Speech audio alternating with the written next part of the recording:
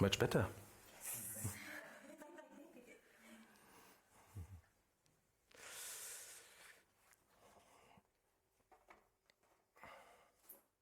So, the first circle I would like to show you is this one. As you can see, there is a small guy at the center of the circle here, which obviously you recognize has some similarity with that one. And that's, the circle represents basically what we call our experience of the world.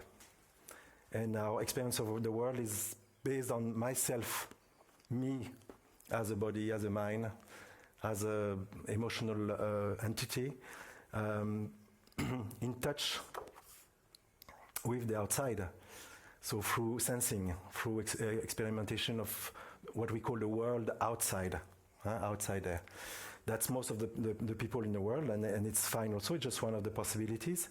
So I have 6 arrows here, which are in a way representing the 5 senses, so the touching, so in this case, practically will be the sense of the seat of your, wherever you're seated, or if there is any sweat or anything that's indicating some touch, the hearing, which is basically the sound that seems to be coming from outside to yourself at the center, the seeing, etc., the tasting, which one I forgot, smelling, okay?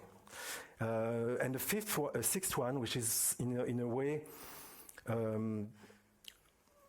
felt like a sense, because we say a thought came, so the thinking process, which is in a way felt like the thoughts are coming from outside to me at the center, and this is my world outside, and I am here, seated here, sensing what is happening there. So that's the usual first step of what we have from early childhood, maybe not from being born, because there's a grace period for a few years sometimes, but soon we are the one inhabiting. So this guy, the dude, I call him, the dude, no? He's at the center, and he's pretending to be the subject, and all around are objects being perceived, including a thought, an emotion, anything that comes. This is our world, and then at the center I'm here, okay? But I'm here as, in this case, as Didier, with a name, with a date of birth, with a passport, with a lot of definitions, a lot of specific feature, because all of us have a different feature at all levels, whether physical, emotional, mental. It's a very specific point of view, but I am that guy who is seeing the world outside. So from that point, there is for actually all of you, because you're here in Tiru for something, there is the question that comes, that's saying, well, what is this life? Is it really the way it is described here, or is there something else? And then there are books and teachers that are asking something else, which is the second options, saying instead of focusing on the objects around, on the sensation, on the thinking, who is actually thinking, who is sensing, who is having an emotion? Who is this guy at the center? That's the first question, who is this guy? And at some point in the exploration, there would be diminishing of the question in a sense that there would be suddenly a realization that this dude at the center cannot actually, as a body, as a mind, doesn't really exist. Is a kind of focal point, but might be dissolving time to time. So the dissolution of this guy happens in many situations. Obviously, if we talk about the official situation, would be the meditation. There is a deep meditation happening, and there is no more. We could say there is no more center. There is perceiving to something that we cannot call a guy or a girl, that has no age, that doesn't have a size, and that is not anymore, could not be associated with this picture, with this specific entity that we call myself, that one calls ourself. So this entity dissolves, but it's not only in meditation. It could be in many other situations when there is a pure action happening, like when you're driving in a beautiful road, there is no danger, and suddenly there is just driving happening, or there is cooking happening, or washing dishes happening. And at those times, still there are perceptions that still seem to come from outside, but to this guy that step by step disappears, doesn't really hold to be true. So, and at some point within that exploration, within the question from Ramana, who am I, and the neti process of removing all the specific attributes about age, about form, about birth, about all the objects that we have been for a long time associated as a subject. That means myself, I. We get quickly into a situation where we don't know. It's a great unknowing place. And the only thing we can say, in a way, is that we meet this situation where the dude, or the dudes, I don't know if it's English, disappears. Because that's actually felt as an emptiness of ourself as a specific character or specific entity separated from the other one. It seems like a empty capacity for the world to be felt, to be sensed. So still feeling it's coming from outside, but this so-called center is not more associated with a specific body, mind, emotional entity. It is there. Sometimes it comes back. Sometimes it disappears again and it comes back. And there is a altercation, there is a kind of fight with your neighbor or with your dog, and then it comes back and there is some contraction. And it's felt like this emptiness, devoid of attributes, devoid of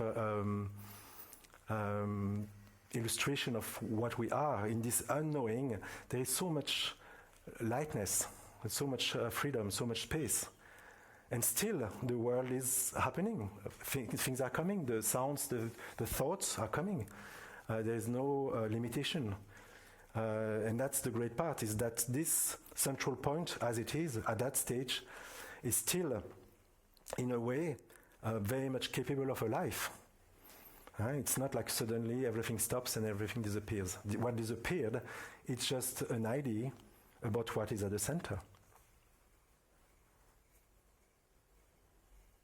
Does it resonate to you? So emptiness is the truth? No, we're not yet there. Jumping ahead. We are stage 3. And anyway, I'm not going to tell you the truth because those are concepts only. So I'm going to point as obviously as possible. Then the way it's understood, that might be miss or hit or miss. And then in a way, we don't know what's going to be your reading of what we are doing today, but it might be surprising. So this circle could be felt in some cases as after the first discovery of lightness, of peace, of emptiness, could be felt as still a depressing place, very empty, because by definition it's empty, devoid of the fullness of life, devoid of the, kind of, and I call that in some cases the witnessing part of the path, that's basically creating a sense, a feeling, or even an experience of a witness. I am that which has no form, no shape, that knows the world outside there, all around. And this could be located somehow inside the head, or sometimes people say it's behind, like that, watching. It's a watcher. It's Big Brother, in a way. And this can be felt as a place of safety, because nothing can really happen to that, because there is no feature to be disturbed, to be destroyed. But at the same time, it's pretty empty, it's pretty alone. It can be lonely. So that could be the one of the possibility of what I call, I'm not the one who invented the concept of a dark night of the soul. Because then what's the point of waking up in the morning and going out of bed? I mean, stuff happens. At that point, a lot of things have fallen away already, of hopes and ideas about myself, bigger, better in the future. So it's so. For example, one of the main features that could be discovered there is that am I actually the doer of my actions, or these actions are just happening, and there is a dude at the beginning who pretends to do them, and then when it's seen that it's not related, when this relation between the actions and the decision, there is a clear understanding that, okay, the decision happened, but there is nobody who's taking the decision. I didn't take the decision, so it happened by itself. So there is a sense of autopilot, of futility, because, well, what can I do if I'm not in control? It could be quite depressing in a way. It's not something that is appealing for most. But that's still a stage, because obviously, as you can see, as the graph is showing, there is still a world outside and a capacity somewhere. There is still a kind of duality between that, what I am, who is perceiving, who is watching, and the outside world, which is the manifestation, which is seen to be small gremlins going around and having fun or not, and there is a sense of disconnection as well. There is a sense of there is still a separation, and if we are all of us in this path, it's because of this sense of separation is unbearable. It feels like it's such a suffering, it's such a pain that discovering at that stage that it's still there is quite a letdown in a way. But it's also a discovery, which pushes us into the next possibility. So far, so good? Yeah? Be frank with me, because I'm going to ask questions after, and you will be noted. Otherwise, no diploma at the end. Huh? So the next stage is quite similar, but it's absolutely totally different. That's the interesting part, is that there can be a next realization that is showing like that. So what is this realization? It's basically jumping from the state of I am not the author of my actions. Things are happening by themselves. They are there in the world. They are appearing in this space, this empty space that I am. And I am the witness of the lila, of whatever is happening around. There is a jump that's possible to another concept, which is pointing to something else that says, and it's very similar, be careful, there is no doer of any action. So from I am not the doer of any action to there is no doer at all of any action. So it's not that I am there like a toy that is manipulated.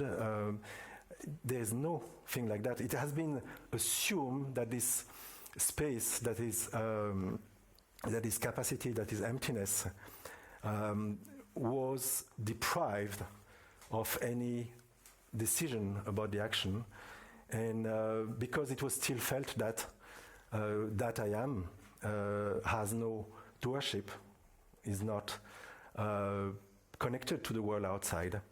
But then the next step, as I said, from I'm not the doer, that there is no doer whatsoever. The center, the so-called center of action, which becomes the center of non-action, doesn't exist. It is just a mirage. It is just a virtual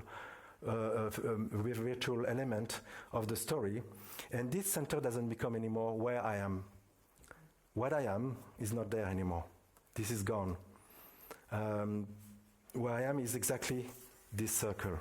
Basically, it is the space between emptiness and fullness. It is the whole totality of the happenings in the world that is the manifestation, which is basically a modulation of this emptiness. What I am as emptiness is that and everything to the manifestation. That means there is no thing that is not myself. That is not what I am. I am, so in a way, there is another way of putting it. If I consider that I am awareness, because that's the big word that's being used all the time, which I'm not using that much, but it's a good one. Let's say it's awareness modulating as, here, concretely, these people, the mats, the fans spinning. Where am I? I am everywhere.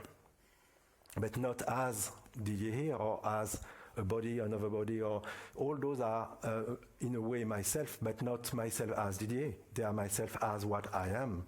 Because there is only this. There is only this life that is happening.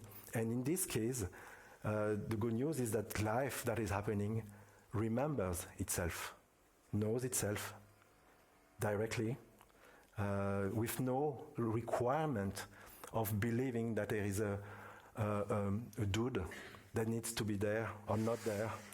Both cases are irrelevant.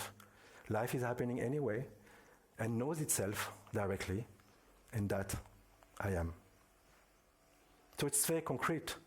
I'm not, you see, I'm not using big philosophical terms and Sanskrit vocabulary.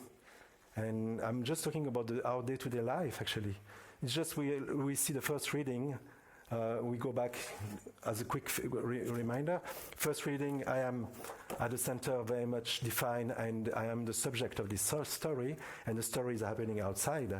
Then we go to, actually, the story happens only because there is a subject that can understand and be aware of the story. So there is a second layer of understanding that happens at that level. And then there would be the third one, that is actually this dude at the center is not required because it disappears all the time. At nighttime, where is the dude? And in many, many cases in our life. And when it's seen to be optional, it might not even come back. But there's still at this stage a sense of duality. Because what the fuck, what's the world outside there? Okay? And then when this step from I am not the doer of my action to there is no, and there has never been any doer as Didi, body, mind, there is just this happening, knowing itself. And it's not something that Didier or the dude has become. It's nothing to do with that. It's not like a realization from Didier. It has nothing to do. This awakening, if we can call about that, is not a personal awakening from somebody. It is the disappearance of this idea that leaves suddenly the landscape clear of any attachment, any supposition about somebody at the center or somebody somewhere. There is just this, there is just life, and life knows itself. Okay, and then there is a last step. We can try to go there, and after we can go back a bit to see if all of you have understood, so I'm going to ask questions. Be ready. So what happened is that at this stage, there can be, in some cases, a sense of being totally lost. And it's true. In a way, how can we say that life is like before? It's not, because obviously there is a real shift that happened at that place. And this shift can leave us, the body, the mind, within the story as a pretty useless and not so operational entity. Body, mind. There would be a feeling of being totally stoned, or totally in space, or lost, or gone, or whatever. You have a tremendous amount of accounts of this kind of like Eckhart Tolle sitting on a bench for months, and that's discovering that. There is clearly, what's the point of getting out of my bench also? But then there is instead of being in a depressed state of feeling, wow, I'm so alone, I have no friends anymore. it's into a different space that knows that there is no need of any friends, because everything is not different from myself. Okay? So that's the loneliness cannot be appearing anymore there. And at the same time, there is a paradox. It is the utter loneliness, because there is just myself. And there is a paradox here, but it's impossible to talk about it by words. It has to be felt, sensed.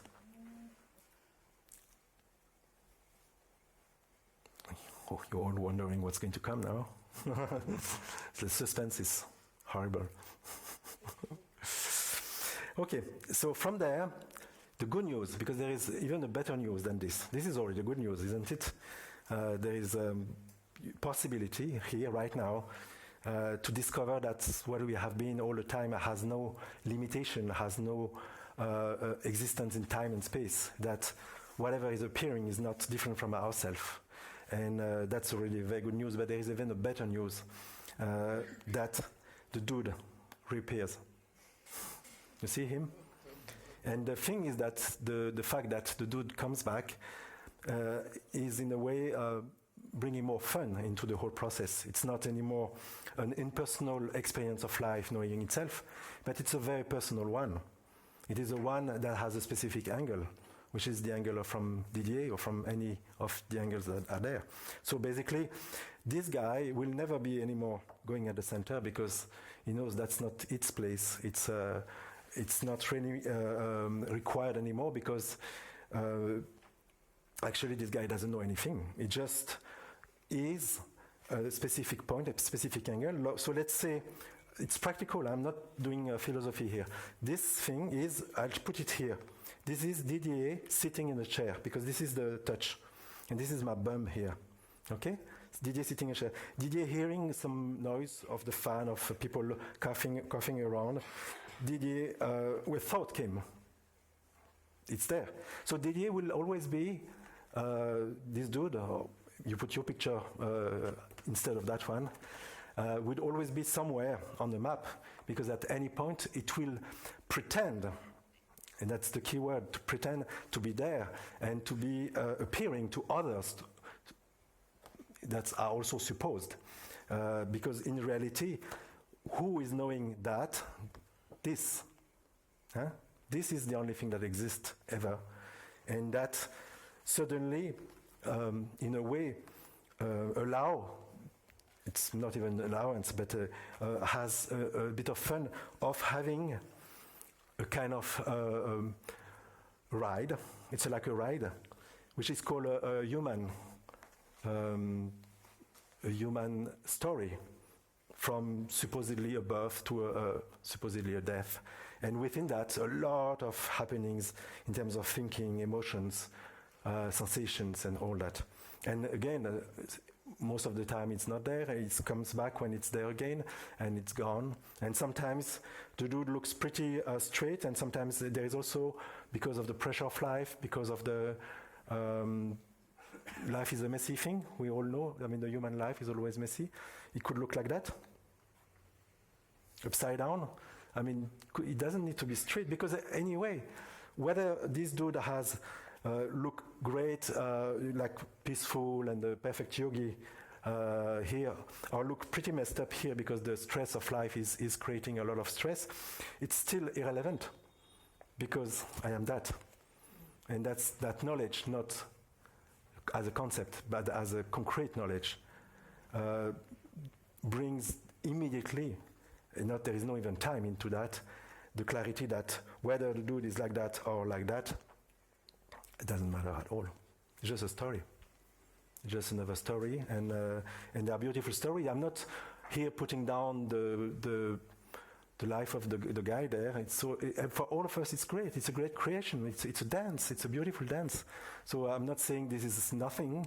It's there. It's very much there. But first thing that appears is that this dude will never understand anything because it's an object. How come an object can understand anything?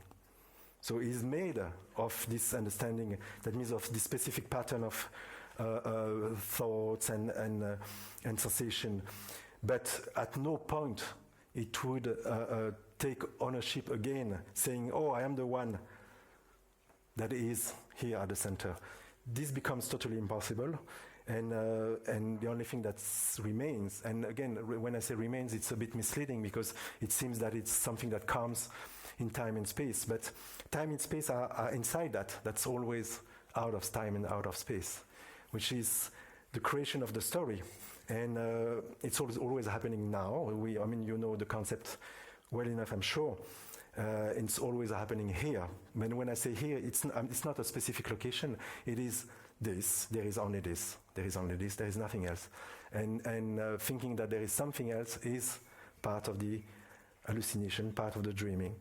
And then this story can happen in a very, very different way, and at the same time, life goes on.